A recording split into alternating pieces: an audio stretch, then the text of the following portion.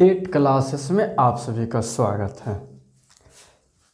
CTET दिसंबर 2022 से संबंधित आज भाषा शिक्षण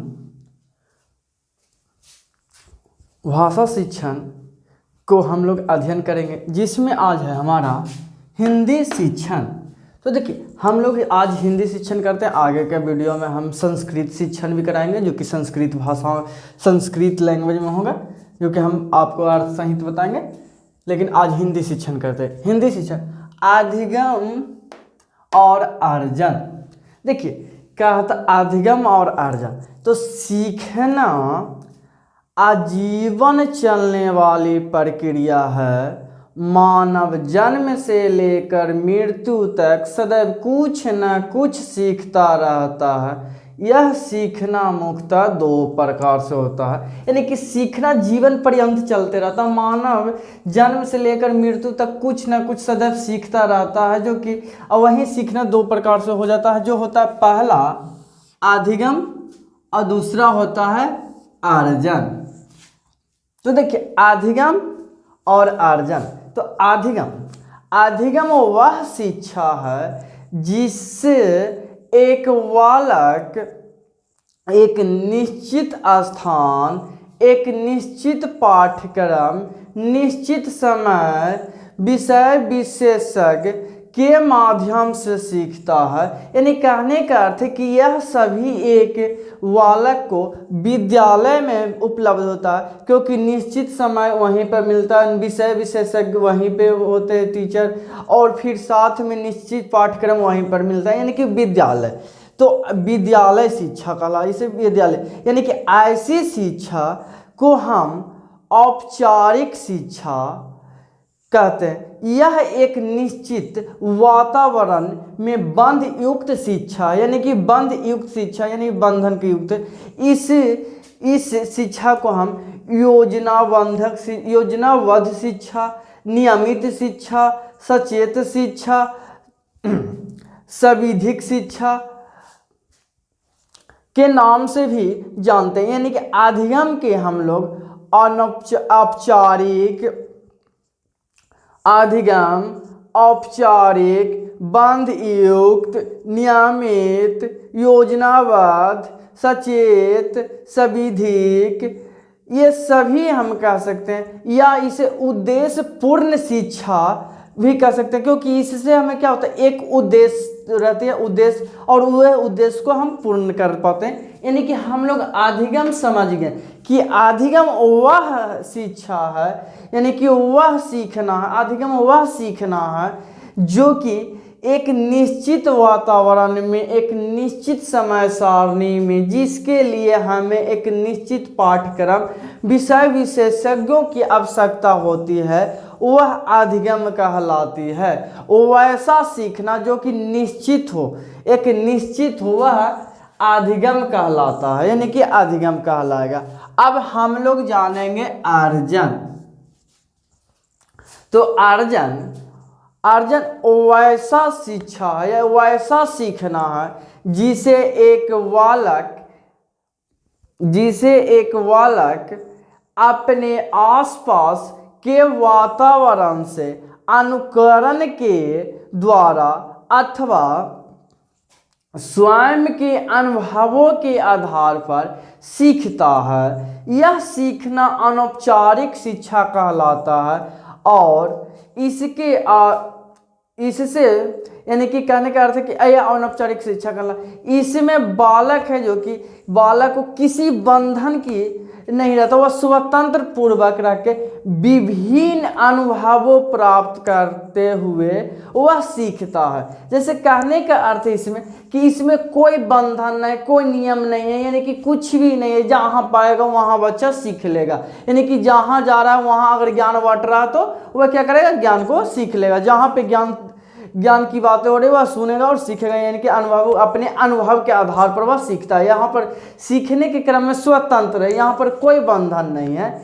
इस कारण से हम इसे कहते हैं कि अनियमित कहते हैं, अचेत कहते हैं, अविधिक कहते हैं। ये सब नामों से, यानी कि अचेत शिक्षा कह सकते हैं, अनियमित शिक्षा कह सकते हैं, अविधिक शिक्षा कह सकते हैं या इसे अर्जन कह सकते हैं। तो हम लोग अर्जन को कह सकते हैं कि वैसा सीखना जो नियमबद्ध ना हो, यानी कि अर्जन वैसा सीखना है जिसमें कोई नियम ना हो, यानी कि सीखने के क्रम में कोई नियम नहीं है, तो वह सीखना अर्जन कहलाता है। यानी कि सीखने के क्रम में कोई नियम ना हो तो वह अर्जन कहलाता, यानी कि वहाँ पर कोई नियम, बच्चा स्वतंत्र रहकर सीखता है तो वह अर्जन कहलाता है। जब बच्चा स्वतंत्र होता है और सीखता है तो अर्जन कहलाता है। लेकिन जब बच्चा को एक निश्चित पाठ्यक्रम एवं निश्चित वातावरण में सिखाया जाता है तो वह अधिगम कहलाता है। अधिगम को हम लोग औपचारिक और अर्जन को अनौपचारिक से भी कहते हैं। तो आगे हम लोग अब देखते हैं भाषा के विविध रूप। भाषा के विविध रूप, तो देखिए भाषा के विविध रूप, तो हमारा देश भारत एक बहुभाषिक देश है, अर्थात हम भाषा के संदर्भ में भारत विविधताओं वाला देश। यहाँ पर एक से नहीं अधिक भाषाएं बोली जाती है, बहुत सारी भाषाएं बोली जाती है। अतः भाषा में यानी कि अतः भाषा के क्षेत्र में विविधता है, यानी कि बहुत ज़्यादा विविधता, लेकिन विविधता भी एक तरह से, यानी कि भाषा विविधता जो है, जो कि एक तरह से भाषा सीखने में संसाधन के रूप में कार्य करता है। जैसे कह सकते हैं हम कि अगर प्रथम भाषा हम लोग यानी कि मातृभाषा सीखते हैं, सीखने के लिए ना तो हम विद्यालय ना कहीं जाते, लेकिन जब द्वितीय भाषा हमें सीखना होता है, दूसरी भाषा सीखना होता, कोई अन्य मातृभाषा के बाद अन्य कोई दूसरी भाषा सीखना होता, तो हमें उस दूसरी भाषा को सीखने में मातृभाषा में क्या करता, एक सहायता प्रदान करता। इसलिए विविध भाषाओं में विविधता होते हुए भी यहाँ पर भाषाओं में क्या करता है, भाषा सीखने के क्रम में संसाधन के रूप में हम प्रयोग कर लेते हैं। अतः भाषा के मुख्य बिंदु इस प्रकार है, यानी कि कह सकते हैं, देखिए भाषा को हम अगर बांट सकते हैं तो दो प्रकार से बांट सकते हैं। एक होता है मातृभाषा, दूसरा होता है राष्ट्रीय भाषा। तो देखिए मातृभाषा और राष्ट्रीय, मातृभाषा कहने का अर्थ है मदर टंग, कहने का अर्थ है कि मातृभाषा यानी भाषा का वह रूप जो माँ से ग्रहण की हुई भाषा, अर्थात माँ की संकल्पना यानी कि माँ के द्वारा ग्रहण की गई भाषा को हम मातृभाषा कहते हैं। या इसे हम क्षेत्रीय भाषा या घरेलू भाषा या पारिवारिक भाषा या हम इसे पहली भाषा अर्थात प्रथम भाषा के नाम से भी जानते हैं। तो मातृभाषा हम लोग समझ गए। दूसरा है राष्ट्रभाषा। तो राष्ट्रभाषा हम उसे कहेंगे जो भाषा पूरे राष्ट्र में अर्थात पूरे देश में बोली जाती हो तथा देश के राजकाज यानी कि अर्थात प्रशासनिक कार्य में प्रयोग की जाती हो, तो वह भाषा राष्ट्रभाषा कहलाती है। अतः हम कह सकते हैं कि भारतीय संविधान में कोई राष्ट्रभाषा नहीं है, बल्कि यहाँ पे भारत में राजभाषा की दर्जा दी गई है, क्योंकि राजभाषा के तहत भारतीय संविधान में 22 भाषाओं की मान्यता प्राप्त है। हम आगे अब देखते हैं भाषा का महत्व।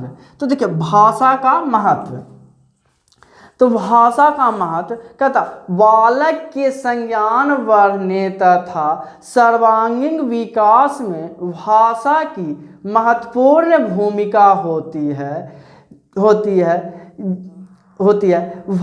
जैसे भाषा की विधाएं गद्य पद्य नाटक कहानी आदि के माध्यम से हम भाषा सकते हैं। अर्थात मनुष्य के व्यक्तित्व को यानी कि व्यक्तित्व और सामाजिक कार्यों को पूर्ण करने के लिए भाषा एक अति महत्वपूर्ण भूमिका निभाती है या अदा करती है। अतः भाषा के महत्व एवं कार्य को हम निम्न बिंदुओं में समझेंगे। जैसे कहता है कि भाषा विचारों का विनिमय अर्थात आदान प्रदान करने का माध्यम है। भाषा सामाजिक जीवन को सार्थक बनाने के रूप में होता है। फिर कहता भाषा संज्ञान तथा ज्ञान के विकास के साध्य अर्थात साधन के रूप में होता है। फिर कहता भाषा संप्रेषण का माध्यम यानी कि वार्तालाप करने की माध्यम है। भाषा साहित्य, कला, संस्कृति और भाषा और सभ्यता को विकसित करने में यानी कि हमारे जो सभ्यता आ रहे हैं, कल्चर जो आ रहे हैं, उसके विकास करने में भी भाषा क्या करता है, मदद करते हैं। अब कहते हैं आगे कि भाषा पर संबंधित कुछ मनोवैज्ञानिक ने भी अपना विचार दिए हैं, जिनमें देखिए भाषा से संबंधित अगर तो 3 मनोवैज्ञानिक सर्वोपरि हैं यानी कि सबसे ज़्यादा पूछे जाते हैं सीटेट संबंधित या अदर टेट में, जो है पहला जीन पियाजे, लेव वाइगोत्स्की तथा चॉम्स्की। ये तीनों ही सर्वोपरि यानी कि सबसे ज़्यादा पूछे जाते हैं। तो देखिए जीन पियाजे के अनुसार भाषा अन्य संज्ञानात्मक तंत्रों की भांति परिवेश के साथ अंतःक्रिया के माध्यम से ही विकसित होता है। यानी कहने का अर्थ है कि बच्चा की संज्ञानात्मक तंत्र है जो कि परिवेश से अंतर क्रिया करते हुए भाषा को ग्रहण करता है अर्थात भाषा का विकास करता है। दूसरा लेव वाइगोत्स्की जी कहते हैं, इनके अनुसार लेव वाइगोत्स्की के अनुसार हम चलते हैं तो कहते हैं कि बच्चे के भाषा समाज के साथ संपर्क का ही परिणाम है। यानी कि बच्चा को जो बच्चे या मनुष्य के जो भाषा का विकास होता है वह एक समाज के संपर्क में आने के बाद ही वह बच्चे अपने भाषाओं का क्या करता है, विकास कर पाता है। यानी कि उसी समाज का परिणाम है कि वह भाषा का विकास करना है, यानी भाषा सीखता है। चॉम्स्की जी कहते हैं, चॉम्स्की के अनुसार मानते तो इनका कहना है कि भाषा अर्जन की क्षमता बालकों में जन्मजात होती है और वह भाषा की अव्यवस्था को पहचानने की शक्ति के साथ पैदा होता है।